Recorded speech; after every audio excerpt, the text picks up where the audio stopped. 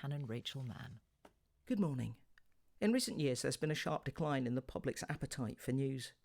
Last week's Reuters Institute report said that more than a third of people say they actively avoid it, especially the weighty stuff, in order to protect their mental health. I know that reflex well. Sometimes I'm simultaneously both compelled and repelled by relentless news. Occasionally, my instinct is to unplug completely. Do any of us have a duty to pay attention to it, even if the Washington Post's Phil Graham once called it the rough first draft of history? Perhaps not. Is there any point making yourself depressed by doom scrolling through endless bad news? Then I think of the words of the Christian mystic Simone Weil. Attention is the rarest and purest form of generosity. For Weil, attention is at the very heart of Christian vocation. It's something a Christian should cultivate so that they notice what is really going on for themselves, others, and the world. She suggests it's a habit we can acquire, which helps us be still and engage hopefully with even the world's worst aspects, without being destroyed by it. The relentlessness of the news cycle makes such focus difficult. Nonetheless, Weil offers, I think, a strategy to sift and assess.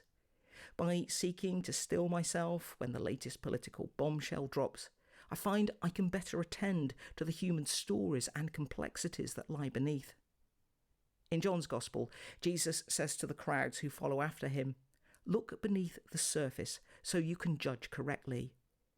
If this invitation was originally made to those unsure about his trustworthiness, I think it can apply as much to the present, as we seek to make up our minds about how to respond to 24-hour news. Sound judgment requires insight and reflection. Some of what I've said about Weil's approach might make her sound like she commends a form of intellectual coolness verging on disengagement.